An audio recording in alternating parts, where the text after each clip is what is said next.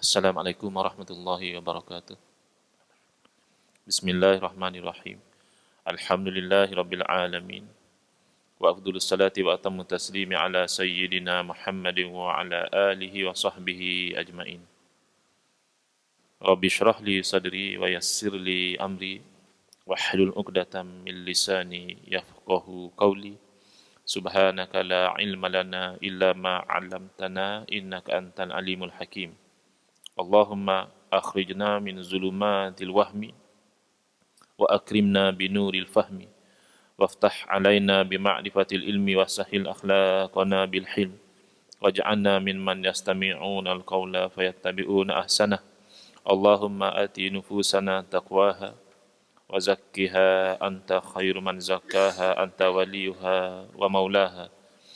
Allahumma anfa'na bima 'allamtana wa 'allimna ma yanfa'una wa zidna ilma.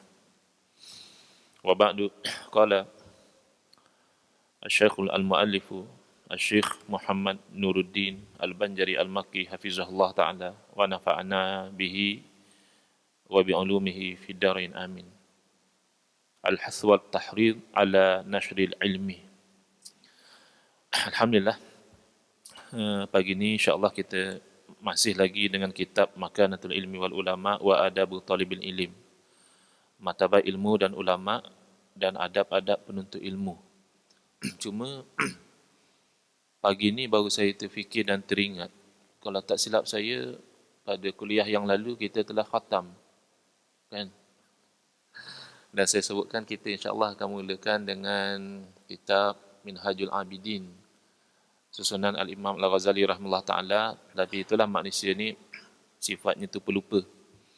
Jadi saya lupa hingga pagi ni saya fikir-fikir balik di mana berhenti, rasanya dah khatam itu masa tahun lepas, bulan lepas lah. Jadi tak masalah, insya-Allah mulai daripada bulan Februari nanti kita akan berkuliah dengan menggunakan kitab Minhajul Abidin karangan Al-Imam Al-Ghazali rahimahullah taala.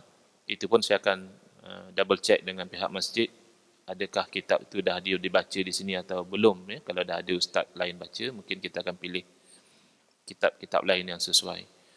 Cuma pagi ni kita masih menggunakan Makanatul Ilmi wal Ulama. Cuma kalau tuan-tuan yang mengikuti kuliah subuh kita ni daripada awal, tuan-tuan akan tahu bahawa kita ni sebenarnya melangkau. Kita mula kuliah subuh yang pertama dengan kitab ini tu, kita terus pergi pada khatimah. Terus pergi pada penutup. Iaitu di muka surat 56 kita mula dulu. Iaitu adab-adab penuntut ilmu, yang mana saya beritahu bukan 56, 53. Muka surat 53, penutup, adab-adab penuntut ilmu. Saya justifikan ketika itu kenapa kita melompat terus kepada penutup, kerana yang di penutup itulah pengarang menggariskan adab-adab yang perlu dipraktikkan oleh penuntut ilmu. Jadi saya terfikir yang paling baik ilmu tu cepat dapat diamalkan. Jadi kita terus pergi pada yang the practical aspect of the discussion, dengan harapan jemaah bila dapat maklumat tentang ilmu adab terus beramal, nanti dapat lagi beramal lagi. Itu akan mendatangkan keberkatan. Dikatakan man amila bima alima awrathahullahu ma lam ya'lam. Barang siapa yang beramal dengan apa yang dia tahu, nanti Allah Ta'ala akan berikan kepada dia ilmu benda yang dia belum tahu. Itu namanya barakah. Itu tujuannya. Jadi oleh kerana dah selesai sehingga ke penutup, jadi untuk kuliah kali ini kita pergi kepada mukaddimah, ambil keberkatan di situ di muka surat 6. Galakkan mengembangkan ilmu. Asalnya dia nak cerita tentang kedudukan ilmu dan ulama', kemudian baru pergi kepada adab-adab penuntut ilmu. Jadi oleh kerana kita skip, maka oleh kerana pun kita terlupa tentang nak baca kitab baru, maka kita ambil manfaat yang banyak insya-Allah daripada mukaddimah hadis-hadis Nabi sallallahu alaihi wasallam berkaitan dengan martabat kepentingan ilmu dan juga ulama. An Abdullah bin Amr radhiyallahu anhuma qala Rasulullah sallallahu alaihi wasallam Ballighu anni walau ayah. Wa hadithu an bani Israil wala haraj. Wa man kadzaba alayya muta'ammidan falyatabawwa maq'adahu minan nar. Daripada Abdullah ibn Amr radhiyallahu anhuma katanya, jumpa ya tuan-tuan, muka surat 6. Baginda Rasulullah sallallahu alaihi wasallam bersabda, "Ballighu anni walau ayah." Sampaikanlah daripadaku walau satu ayat. Wa hadithu an bani Israil wala haraj. Dan ceritakanlah tentang Bani Israel, ya, ataupun lebih tepat daripada Bani Israel, dan tiada dosa, ataupun la haraj ni tiada kesalahan. Kita bercerita sesuatu cerita daripada Bani Israel itu bukan satu kesalahan. Wa man kadzaba alayya muta'ammidan. Ini amaran yang keras, ya. Barang siapa yang sengaja berdusta ke atasku. Apa yang Nabi SAW tak kata, dia kata Nabi SAW kata. Apa yang Nabi SAW tak buat, kata dia Nabi SAW buat. Dengan sengaja. Dia tahu, tapi atas satu kepentingan. Mungkin atas kepentingan politik, nak menyokong kecenderungan politik, maka direka hadis Nabi misalnya. Ataupun atas kecenderungan ekonomi, nak mengaut keuntungan, direka hadis Nabi misalnya. Jadi untuk orang yang sebegitu dijanjikan falyatabawwa maq'adahu minan nar. Maka hendaklah dia menempati tempat duduknya di neraka kelak. Sedialah tempat duduk dalam api neraka. Itu balasan kepada orang yang sengaja berdusta terhadap Rasulullah sallallahu alaihi wasallam. Jadi ada banyak pengajaran yang penting daripada petikan hadis yang pendek ini. Pertama, ballighu anni walau ayah. Sampaikanlah daripada aku walaupun sepotong ayat. Satu ayat. Dan ini pun biasa digunakan oleh ramai orang untuk dia tu berdakwah ke sana kemari ataupun menyampaikan perkara-perkara bersangkut paut dengan agama dengan berdalilkan suruhan daripada Rasulullah SAW ini, ballighu anni walau ayah. Sampaikanlah daripada aku walaupun satu ayat. Jadi kita nak faham. Sebab kita nak ambil yang pertengahan antara kita cuai, langsung tak ambil tahu tentang urusan agama kita, langsung tidak ada nasihat dan dakwah kepada kebaikan, dengan kita itu memandai-mandai di dalam hukum agama tanpa ada ilmu. Kedua-dua itu membinasakan. Ya, langsung kita itu tengok orang buat apa tak betul pun, kita diam. Buat tak tahu. Lantaklah. Ataupun yang kita salah faham, kita paksakan kesalahfahaman kita itu kepada orang lain dengan alasan Nabi SAW suruh sampaikan daripada baginda walaupun satu ayat. Jadi saya tahu satu ayat, saya sampaikan satu ayat. Saya tahu dua ayat, saya sampaikan dua ayat. Jadi kita nak ambil kefahaman yang sebenar. Asalnya, ballighu anni walau ayah ini, asalnya diberitahu oleh Rasulullah SAW kepada sahabat. Ya, itu asal kalimah. Sama macam asal sallu kama ra'aitumuni usalli. Hendaklah kamu itu sembahyang sebagaimana kamu lihat aku sembahyang. Asalnya itu kepada sahabat. Sebab yang melihat Nabi SAW sembahyang hanya sahabat. Tabi'in tidak melihat Nabi SAW sembahyang. Tabi'in tidak melihat Nabi SAW sembahyang. Apatah lagi kalau peringkat kita, tak pernah kita itu melihat Rasulullah SAW sembahyang. Jadi asalnya sahabat itu melihat, arahannya sembahyang macam kamu lihat aku sembahyang. Tetapi untuk bersolat sebagaimana Rasulullah SAW bersolat itu tetap terpakai kepada kita. Bukan terhad kepada sahabat saja. Bukan kita kata, sahabat dia kena sembahyang macam Nabi sembahyang. Kita yang tak pernah lihat Nabi SAW sembahyang ni, kita boleh sembahyang ikut suka hati kita. Bukan. Bukan begitu maksudnya. Maksudnya, kita ni mendapat tahu tentang cara Nabi SAW sembahyang itu melalui orang lain. Siapa? Secara jujurnya, guru kita lah. Ya. Guru yang mengajar kita cara solat, dialah yang menyampaikan. Dan guru kita pun tak pernah lihat juga Nabi SAW sembahyang. Habis, macam mana dia ajar cara sembahyang yang betul tu? Begini-begini, cara angkat takbir, cara rokok, cara bagi salam. Sebab guru dia bagi tahu, itulah cara sembahyang yang betul. Hingga kepada guru, hingga kepada tabi'in, hingga kepada tabi'in yang mengajar, hinggalah kepada sahabat Nabi, itulah baru yang betul-betul dia itu mengajar berdasarkan apa yang dia lihat Nabi SAW sembahyang. Jadi oleh kerana itu, hakikatnya, maka di dalam menyampaikan ilmu tu ada perbezaan. Sahabat sendiri dalam menyampaikan tu berbeza cara mereka menyampaikan. Mungkin ceritanya sama, tapi cara menyampaikan tu berbeza. Bila berbeza cara menyampaikan, maka lebih-lebih lagi boleh berbeza cara memahami. Orang yang mendengar apa yang disampaikan, macam yang datang kuliah subuh hari ni, barangkali, ada yang balik, nanti lain cerita dia pada isteri dia. Yang ni lain juga. Padahal kitab yang sama, ustaz yang sama. Tapi kefahaman berbeza. Jadi, oleh kerana ada kefahaman yang berbeza, akhirnya itu dipanggilkan mazahib. Mazhab-mazhab yang berbeza.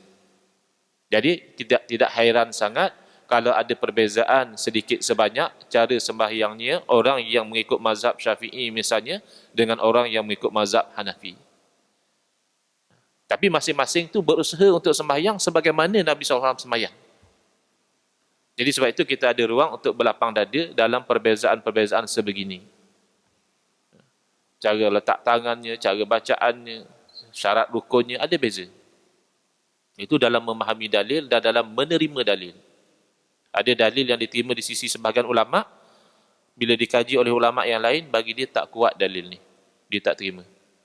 Ataupun sama-sama terima dalil, tapi yang ini memahami dalil itu begini, yang sana memahami dalil itu lain. Jadi yang pertama di situ kita dapat faham bahawa kita ada perlu berlapang dada di dalam mengikut SAW. Sebab itu Nabi SAW kata balighu anni walau ayah, asalnya kepada sahabat. Jangan sahabat itu segan nak menyampaikan apa yang mereka dengar, apa yang mereka lihat daripada Rasulullah SAW. Sebab yang mendengar barangkali belum begitu faham. Kalau dia tak sampaikan, maka tak sampai kepada orang yang akan memahami. Rubaha milu fiqhin ilaman afqahu minhu.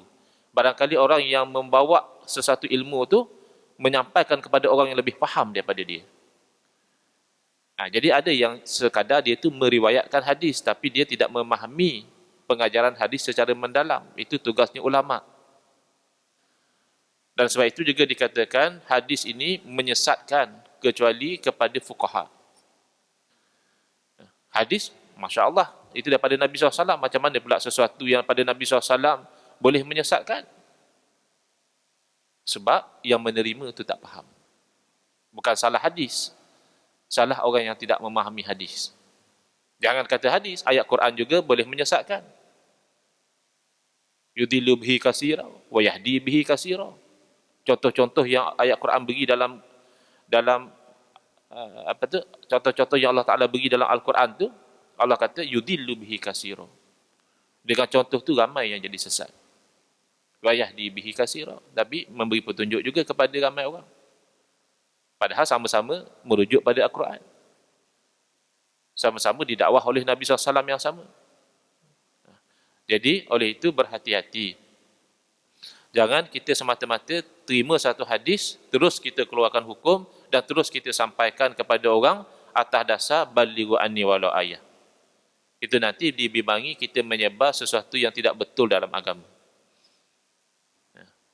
Jadi, kalau kita boleh ibaratkan, kalau kita katakan hadis ni ibaratnya bahan mentah, yang mana nanti akan diproses menjadi hukum. Jadi hukum itulah dia punya end product dia untuk dipakai oleh umat Islam. Jadi bukan semua orang ada kepakaran memproses bahan mentah menjadi end product. Kalau kita bayangkan hadis itu sebagai obat-obatan, obat-obatan itu boleh membunuh kalau diguna dengan cara yang tak betul. Sebab tu dia ada obat-obatan yang cuma boleh diberi oleh doktor.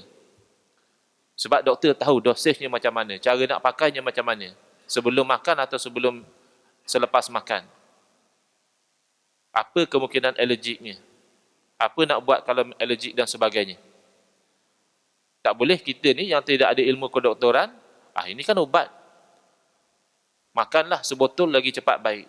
Itu barangkali lagi cepat gol. Sebab terlebih dosis tak sesuai, alergik dan sebagainya. Jadi begitulah status hadis-hadis ini. Memang ia itu menjadi rawatan, menjadi penyembuh kepada masalah-masalah yang kita hadapi, tapi perlu didispense oleh pakar dia, iaitu fuqaha. Sebab fuqaha ni dia akan mengkaji hadis itu secara keseluruhan, dibantu lagi dengan ayat-ayat Al-Quran, dibantu lagi dengan kaedah-kaedah usuliyah, kaedah-kaedah bahasa dan sebagainya.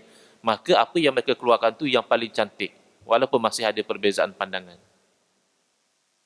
Jangan kita beralasan balighu anni wala ayah tu tanpa ilmu, kita menyampaikan sesuatu yang kita tidak tahu. Itu dilarang di dalam Al-Quran. Wala taqfu ma laisa laka bihi ilim. Jangan kamu ikut sesuatu yang kamu itu tidak ada ilmu. Ikut tak boleh, menyampaikan apatah lagi.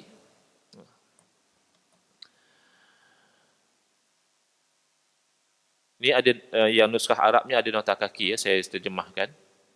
Maksud balighu anni walau ayah iaitu sampaikanlah kepada manusia dan beritahulah kepada mereka semampu kamu apa yang kamu dengar daripada aku. Kan asalnya sahabat. Yang dengar kata-kata Nabi SAW itu asalnya sahabat. Kita tak dengar. Oleh kerana kita tak dengar, kita nak kenalah dapat daripada ulama'. Ulama' beritahu, ni betul, ni memang hadis Nabi SAW beritahu. Ini bukan hadis, ini orang sangkakan hadis, tapi sebenarnya bukan hadis. Mana kita tahu? Kita dengar gaya-gaya macam hadis, ketahuilah olehmu, bahai manusia, hadis lah kot, bunyi-bunyi gaya macam hadis. Ada dulu orang menjual produk mengkudu ke apa.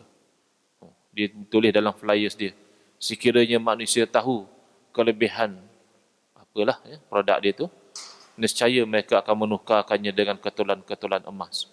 Sekali dengar tu macam gaya hadis. Tapi bukan hadis. Jadi kempen menyemak hadis tu, kalau ditujukan kepada orang ramai, tak betul. Kempen semak status hadis. Sebab kita tidak ada kemampuan nak menyemak tu. Kita tidak ada ilmu nak menyatakan hadis tu dhaif ke, sahih ke, maudhu' ke. Lagi pula penentuan status hadis di kalangan pakar hadis pun mereka biasa berbeza pandangan. Di sisi muhaddis ini, hadis ini dhaif. Di sisi muhaddis lain kata dia ini maudhu'. Di sisi yang lain dia kata memang dhaif, tetapi oleh kerana ada sokongan-sokongan daripada riwayat-riwayat yang lain, maka dia jadi hasan. Sesama muhaddis pun mereka berbeza pandangan.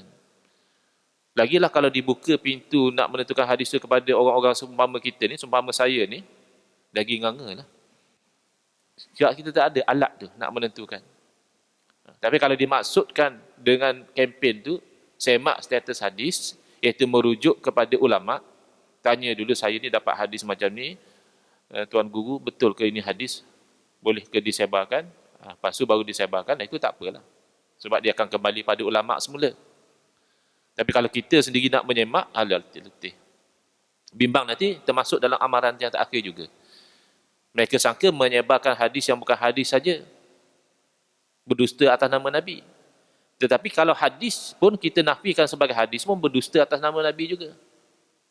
Jadi jalan selamat bagi kita ni, kita merujuk kepada ulama' yang pakar di dalam bidang tersebut, tanya dia.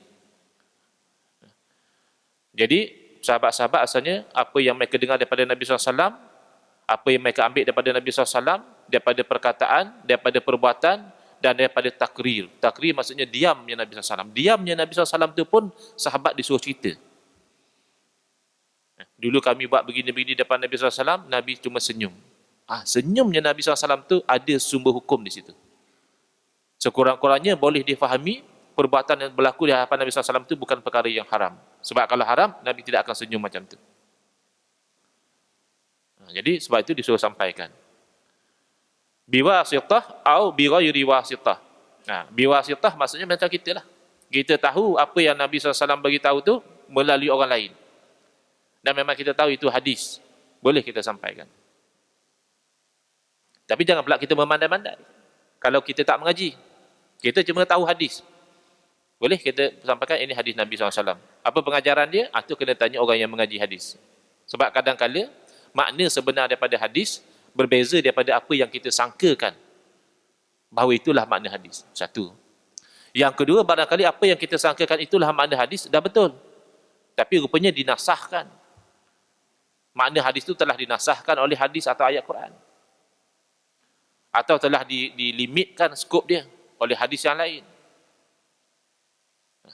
Atau telah dipahami dengan makna yang berbeza oleh ulama yang berbeza. Contoh, isu bersentuh suami isteri tersentuh kulit. Biasalah suami isteri tersentuh kulit, lebih pada itu pun tersentuh. Batal tak batal air sembahyang? Jadi di Malaysia yang masyhurnya batal lah. Itu yang kadang suami jadi cengih tak bertempat. Oh, tepi, batal air sembahyang saya nanti. Okeylah, di Malaysia boleh tahan lagi. Kalau di negara sejuk tu batal air sembahyang, jenuh nak ambil. Jadi kalau kita insaf, ulama khilaf. Dalam bab tu ulama khilaf. Bila ulama khilaf, kita meraihkan apa yang dipegang oleh majoriti masyarakat. Jangan kita confusekan. Itu adab berfatwa. Bukan segala yang benar tu difatwakan. Kalau mendatangkan mudarat, mendatangkan kekeliruan, jangan. Kecuali kalau ada satu kaul saja, tetap ada pilihan lah. Jadi sekarang ni ada dua kaul. Satu kata batal, berdasarkan daripada zahir ayat Quran, aula mastumun nisa. Kalau kamu bersentuh dengan wanita. Tapi yang kata tak batal, kata dalam mas tu dia kalimah majaz. Maksudnya bukannya bersentuh biasa. Itu bersentuh yang membawa kepada jima'. Ditafsirkan oleh ulama' lain, katanya sentuh tu ada syahwat. Ada yang katakan dia masuk kata jima'. Kalau jima' baru batal.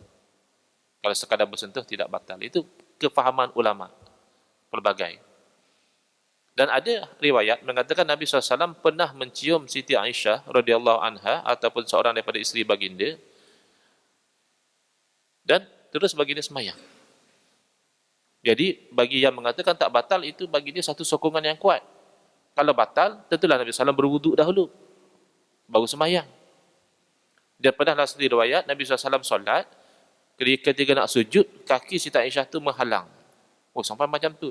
Tengoklah rumah Nabi SAW. Bukan macam rumah kita luas macam ni. Kecil je rumah Nabi SAW. Jadi logiklah. Ya? Tempat itulah sembahyang, tempat itulah juga isteri tidur sebelah. Masa nak sujud, kaki itu menghalang. Jadi dialih kaki Siti Aisyah oleh Rasulullah SAW dan Nabi sujud. Kalau batal, macam mana boleh terus sembahyang? Ini kan kefahaman orang yang mengatakan tak batal. Kalaupun kita cenderung kepada kefahaman itu, kita kena meraihkan ulama' yang mengatakan tidak batal itu, pendapat mereka dah masyhur di kalangan masyarakat. Jangan kita kelang kabutkan. Dan ulama' yang mengatakan batal, mereka bukan tidak jumpa hadis yang kita jumpa. Jangan kita sangka, kita baru jumpa hadis ni, ulama' dulu tak pernah jumpa hadis ni. Jadi pendapat mereka itu salah. Iza sahal hadis, fahuwa mazhabi, kata kita. Bila hadis itu sah, maka itulah mazhab aku, kata Imam Syafi'i rahimahullah ta'ala. Itu kata-kata untuk murid-murid beliau. Yang mampu tahu Imam Syafi'i rahimahullah ta'ala jumpa ke tak jumpa hadis itu. Apa pendirian beliau tentang hadis itu. Dah pasti memang Imam Syafi'i tak jumpa hadis itu, barulah anak-anak murid ni menukar fatwa disebabkan berjumpa dengan hadis yang sahih. Seumpama kita tak tahu. Kenapa Imam Syafi'i rahimahullah ta'ala ataupun ulama-ulama Syafi'iyah tidak berdalil dengan hadis tadi? Sebab mereka berpandangan hadis tadi masih ada ihtimal. Ayat Quran dah jelas. Ayat Quran ambil makna yang hakikat. Sebab al-aslu fil kalam al-haqiqah. Asal hukum asal kaedah kita memahami nas, ambil makna yang hakiki dahulu. Kalau ada dalil lain yang menunjukkan bahawa makna adalah makna majazi, baru kita alih kepada makna yang majazi. Macam contoh yang kita bincang semalam tu, kalimah asad. Asad singa. Kalau kau sebut ra'aitu asadan, saya nampak seekor singa, kita kena faham singa itu satu jenis binatang. Tapi kalau ada dalil menunjukkan maksud dia tu dah tukar, dia kata ra'aitu asadan yakhtubu alal mimbar, aku lihat singa berkhutbah atas mimbar, kita kena alih lah. Sebab singa tak berkhutbah atas mimbar lagi. Ya, itu maksudnya metaphorical. Maksudnya barangkali orang yang berani macam singa berkhutbah di atas mimbar. Tapi kalau tidak ada dalil, kekal atas hakikat. Aula mastumun nisa, zahirnya, hakikinya maksud sentuh. Nak alih daripada sentuh kepada makna lain, sentuh dengan syahwat atau jima, itu kena ada dalil. Jadi habis dua tadi bukan dalil. Cium Siti Aisyah kemudian pergi sembahyang, tak ambil wuduk. Alih kaki Siti Aisyah kemudian teruskan sembahyang, itu bukan dalil.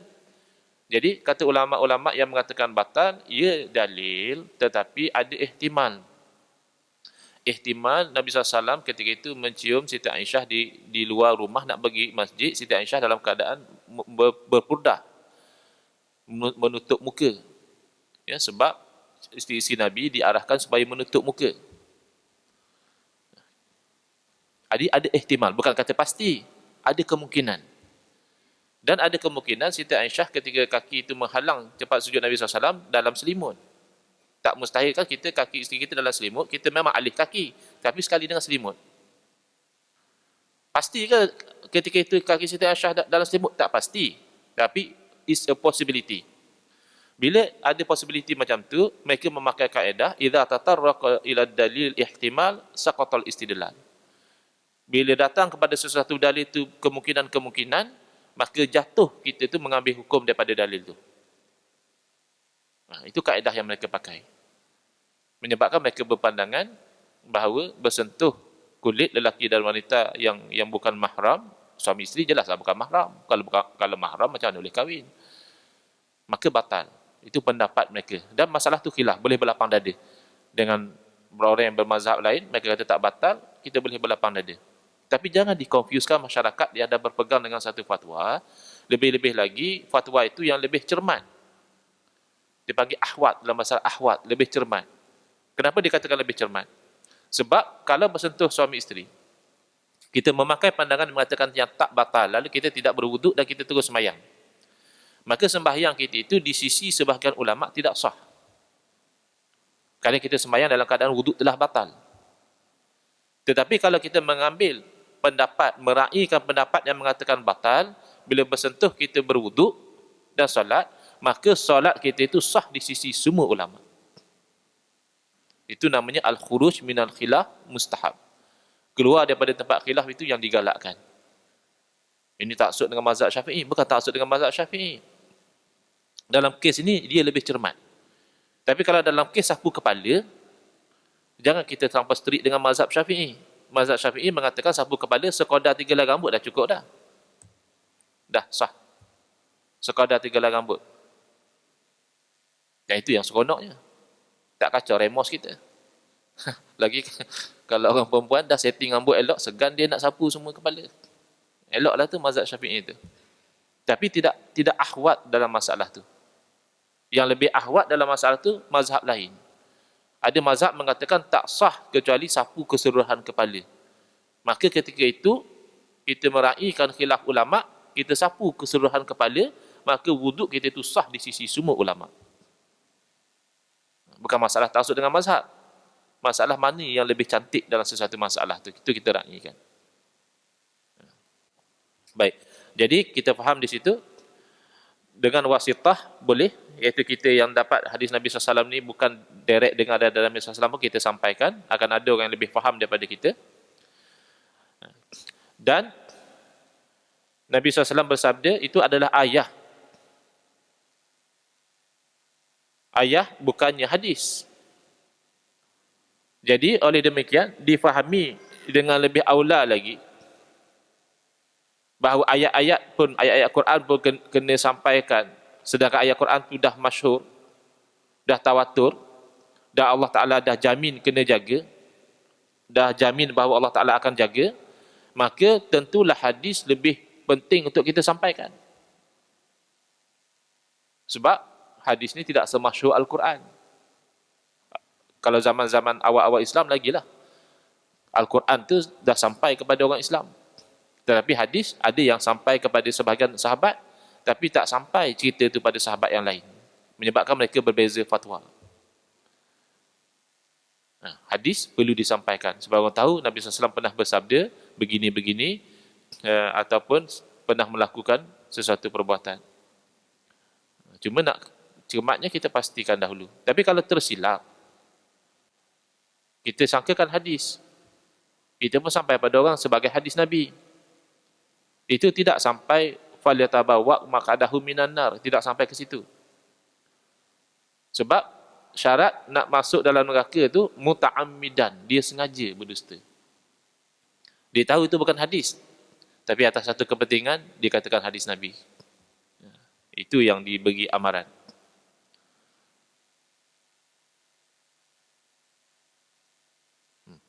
Baik. Wa hadisu an Bani Israil wala haraj.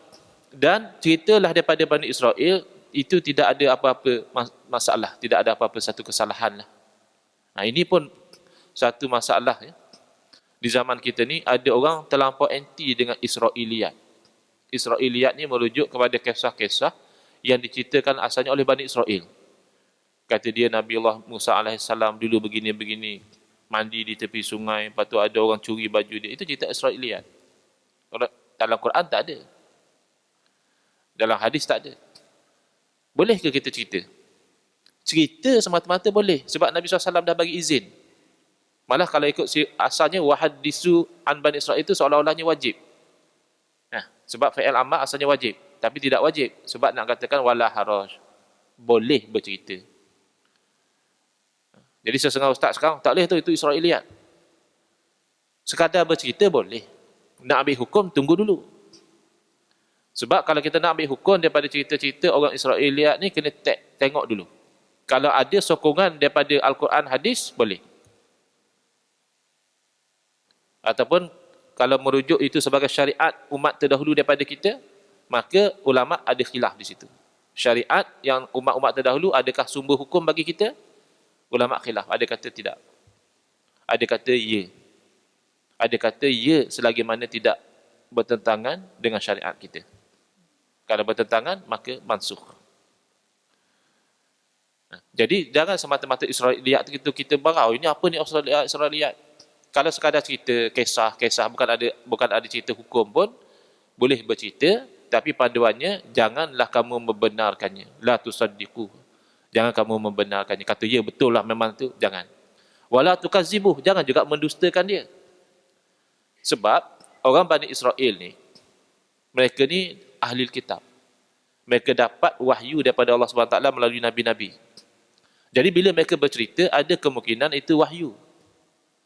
Dan satu masalah orang Bani Israel ini, dia suka mentahrif. Dia suka ubah. Apa yang tak selera dengan dia, dia ubah. Apa yang ayat-ayat yang tak kena dengan dia, dia sorok. Jadi bila dia bercerita, ada kemungkinan dia cerita yang benar, sebagaimana yang diwahyukan kepada dia. Ada kemungkinan dia bohong. Bila ada kemungkinan yang dua ni, maka Nabi SAW bagi panduan, jangan kamu dustakan dia. Kenapa? Takut-takut yang dicerita itu benar. Jadi seolah-olah kamu tu mendustakan wahyu. Dan jangan pula kamu kata, ya betul, memang confirm betul. Sebab sikap mereka tu suka menipu, suka mengubah. Jadi kalau kamu kata betul, nanti kamu tertipu. Jadi kita ambil sekadar cerita saja. Boleh jadi betul, boleh jadi tak betul. Itu sikap kita dengan Israiliyat. Boleh bercerita dengan nas daripada hadis Nabi sendiri. Tidak sebagaimana yang disalahfahami oleh sebagian ustaz-ustaz kita, barangkali yang mengaji bab-bab Israiliyat ni, dia terus marah, tak boleh Syah, itu Israiliyat. Cerita je. Bukan nak buat sumber hukum, cerita.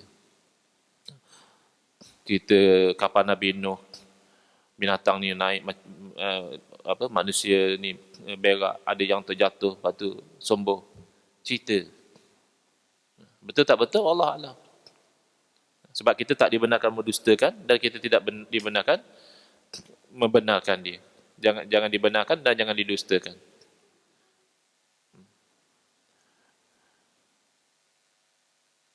Apatah lagi, cuba kita ambil pengajaran di situ. Apatah lagi kalau hadis Nabi. Ini cerita Bani Israel ni tak siapa perawi kita tak tahu.